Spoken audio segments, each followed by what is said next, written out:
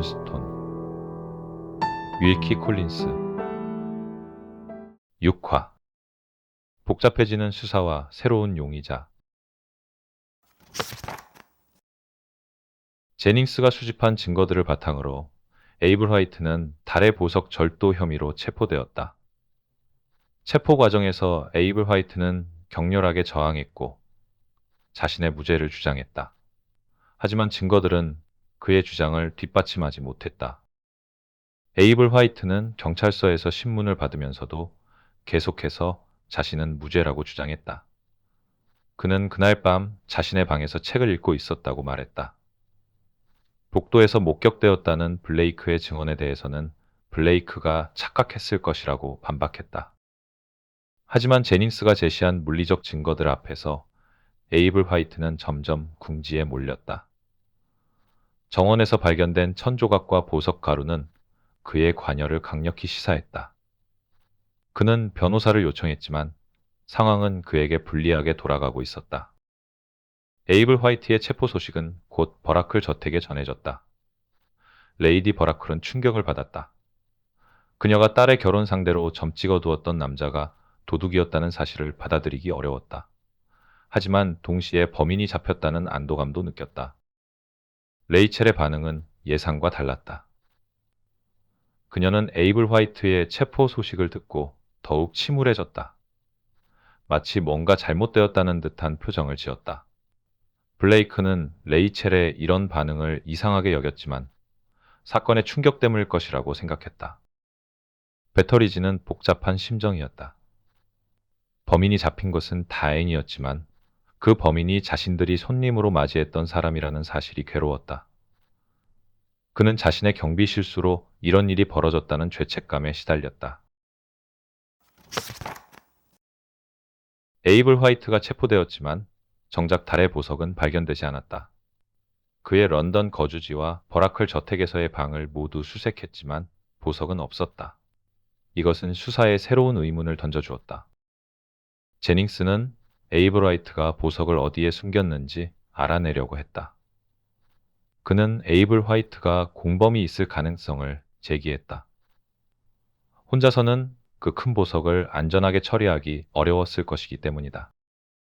에이블 화이트는 신문에서 자신이 보석을 가져가지 않았다고 계속 주장했다. 그는 자신이 그날 밤 무엇인가 이상한 일이 벌어지고 있다는 것을 느꼈지만 직접적으로 관여하지는 않았다고 말했다. 하지만 아무도 그의 말을 믿지 않았다. 제닝스는 인도인 침입자들과 에이블 화이트 사이에 어떤 연관성이 있을 가능성을 조사했다. 두 그룹이 서로 협력했거나 아니면 한 그룹이 다른 그룹을 이용했을 수도 있었다.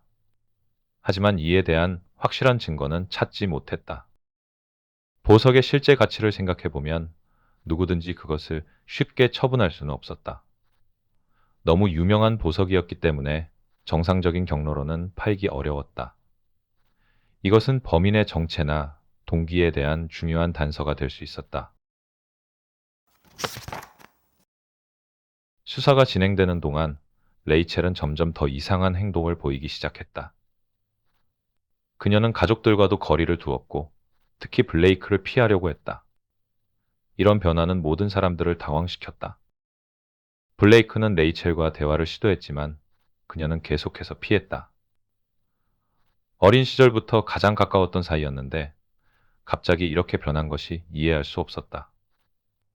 블레이크는 자신이 무엇을 잘못했는지 알 수 없어서 괴로워했다. 레이디 버라클도 딸의 변화를 걱정했다. 레이첼은 식사도 제대로 하지 않았고 밤에는 잠도 잘 자지 못하는 것 같았다. 어머니가 무슨 일인지 물어봐도 레이첼은 아무것도 아니라고 대답할 뿐이었다. 제닝스는 레이첼의 행동 변화가 단순한 충격 때문만은 아닐 것이라고 추측했다. 그는 레이첼이 사건에 대해 뭔가 더 알고 있을 가능성을 고려했다. 하지만 직접적으로 압박하기에는 그녀가 너무 연약해 보였다. 며칠 후 레이첼은 어머니에게 런던으로 가고 싶다고 말했다. 시골에 있으면 계속 그 사건이 생각난다며 환경을 바꿔야 마음이 편해질 것 같다고 했다. 레이디 버라클은 딸의 요청을 들어주기로 했다. 레이첼이 런던으로 떠나기 전날 마을에서 새로운 목격자가 나타났다. 그는 사건 당일 밤에 해안가에서 이상한 광경을 목격했다고 제닝스에게 신고했다. 그의 증언은 사건에 대한 새로운 관점을 제공했다. 목격자는 지역 어부인 톰 윌슨이었다. 그는 그날 밤 늦게 배를 정리하다가 바닷가에서 세 명의 남자가 무언가를 바다에 던지는 것을 보았다고 말했다. 거리가 멀어서 정확히 무엇인지는 알 수 없었지만 꽤 무거운 물건인 것 같았다고 했다. 윌슨의 설명에 따르면 그 세 명은 동양인처럼 보였다고 했다. 그들은 배를 이용하지 않고 해안에서 직접 바다로 무언가를 던졌다. 그 후 그들은 해안을 따라 어디론가 사라졌다고 했다. 제닝스는 이 증언이 매우 중요할 수 있다고 판단했다. 인도인 침입자들이 달의 보석을 바다에 던졌을 가능성이 있었다. 그들의 목적이 보석을 되찾는 것이었다면 그것을 원래 신전으로 가져가기보다는 영원히 인간의 손이 닿지 않는 곳에 두는 것을 선택했을 수도 있었다.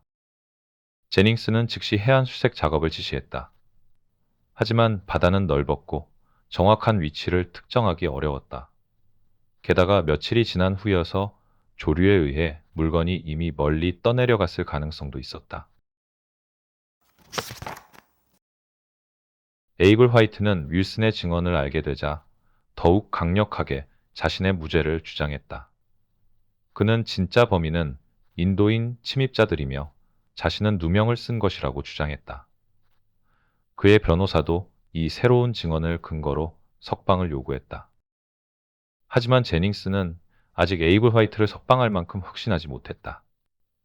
인도인들이 보석을 바다에 던졌다고 해서 에이블 화이트가 무죄인 것은 아니었다. 두 그룹이 모두 관여했을 가능성도 있었기 때문이다. 에이블 화이트는 자신이 그날 밤 복도에서 목격된 것에 대해 새로운 설명을 제시했다. 그는 화장실에 가려다가 길을 잘못 들었다고 말했다. 어둠 속에서 방향 감각을 잃었고, 그래서 레이첼의 방 쪽으로 가게 되었다고 주장했다.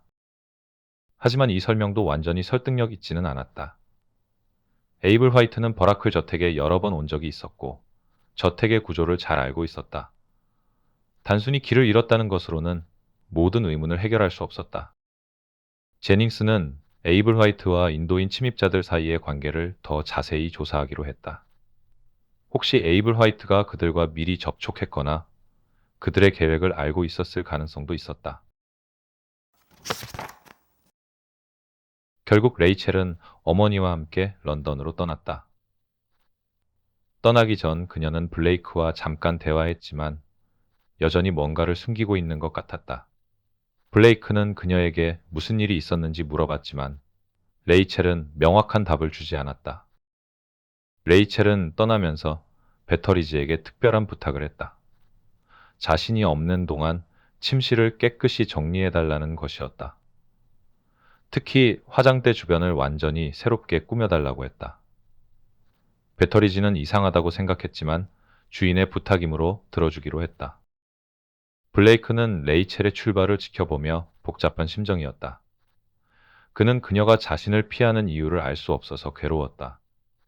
혹시 자신이 사건과 관련해서 뭔가 잘못된 일을 했을까 걱정했다. 제닝스는 레이첼의 런던행이 수사에 어떤 영향을 미칠지 궁금했다. 그는 레이첼이 런던에서도 계속 감시받을 필요가 있다고 판단했다. 그녀가 혹시 누군가와 접촉하거나 중요한 정보를 누설할 가능성이 있었다. 레이디 버라클은 딸과 함께 런던으로 가면서도 마음이 편하지 않았다. 사건이 완전히 해결되지 않은 상태에서 저택을 떠나는 것이 옳은 일인지 확신할 수 없었다. 하지만 딸의 정신 건강이 더 중요하다고 생각했다.